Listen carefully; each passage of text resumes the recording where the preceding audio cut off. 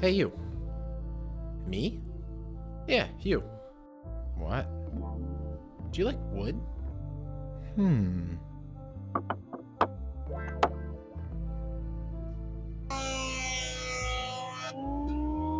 I mean, do you like wood the way Taylor Swift likes wood?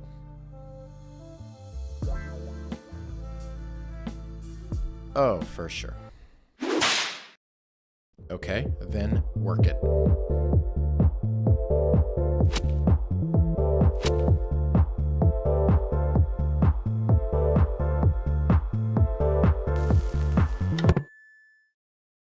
I was first exposed to the art form of KUMIKO at a bar in Chicago called, well, KUMIKO. In the center of the bar was this large KUMIKO pattern that caught my eye. I want that. But before we can plow ahead and make any KUMIKO patterns, we need to get equipped. So this video is going to be all about making the tools, or jigs, needed to make the little wooden slats that make up KUMIKO. So how do you make these jigs? Well, take a big piece of maple, cut a groove in it, cut some angles on the sides, add... Whoa, slow down there. So let's break it down a little bit further. To start, what exactly is a KUMIKO jig? In its essence, what a KUMIKO jig is trying to do is cut very precise angles on the ends of small slats of wood.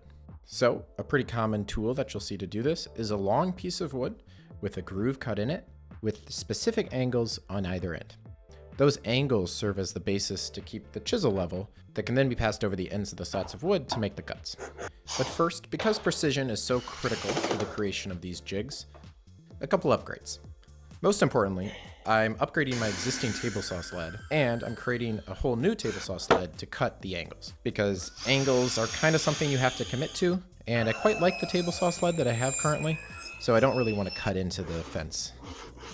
I'm not going to go into detail on how to make a table saw sled, but maybe I'll make a video in the future. I'm starting everything with this big stock of hard maple.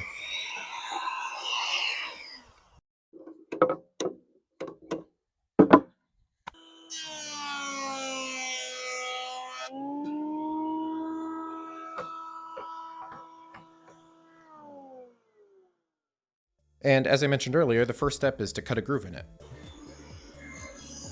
The dimensions of this groove aren't critical, but it ended up being about 3/4 of an inch, which should work for most of the stock that would go in here. I'm pretty unhappy with how the table saw left this.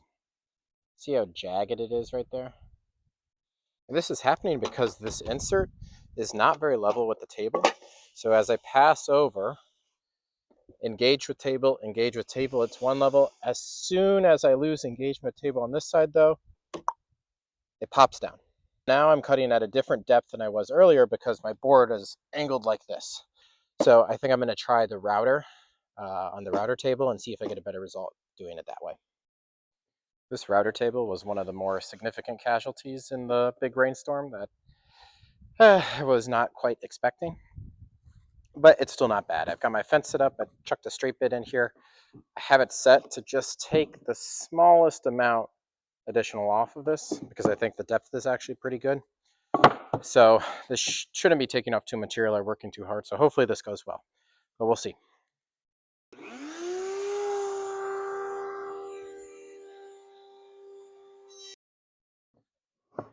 That turned out really nice. The step that involves the most thought is actually cutting the angles on the ends of the pieces. I just Googled what angles were common, but if you break it down, the angles that you're trying to create are essentially multiples of divisions of 90. So one set of angles that you'll commonly use would be 90 divided by 4. So 22.5, 45, and 67.5. Another set that you might commonly use is 90 divided by 6, which is 15, 30, 45, 60, 75. Notice that 45 is actually common between both of them. And I'm just using the table saw to do this. I've found that setting the angle this way is pretty precise and about as good as I'm going to get. I think the only alternative you maybe consider would be cutting this by hand, but I didn't want to mess around with that. One thing you'll notice is that some of the angles are matching, for instance 15 and 75. So all I'm doing is rotating the piece by 90 degrees because the table saw doesn't actually go all the way to 75.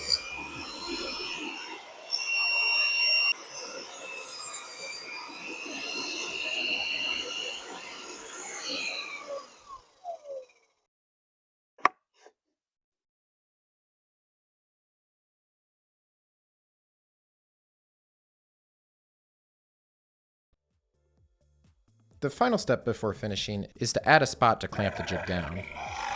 To be seen how much I use that.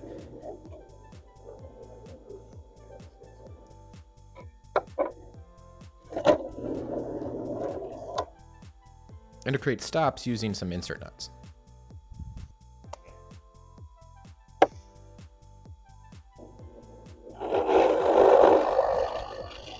These little inserts have given me some trouble in the past, snapping off and kind of hard to get them straight.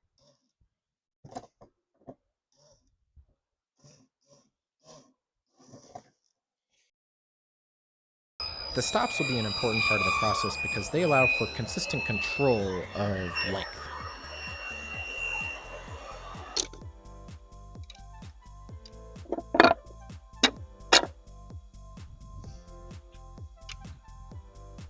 I'm wrapping this up by just cleaning things with chisels and sandpaper before applying a coat of wax finishing paste.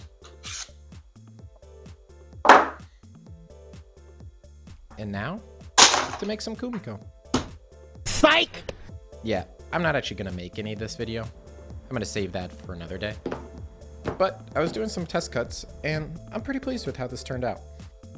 Honestly, a little bit surprised at how accurate the angles are. And I was able to get some pretty smooth cuts with the chisel. Now, my mind is already thinking, how can I make this more efficient? And that's one of my favorite parts of any project. Once you finish something, you start to see all the ways you can make it better. Every build teaches you something new. Next time, I'll be using these jigs to make a full KUMIKO panel, so I'm coming for you.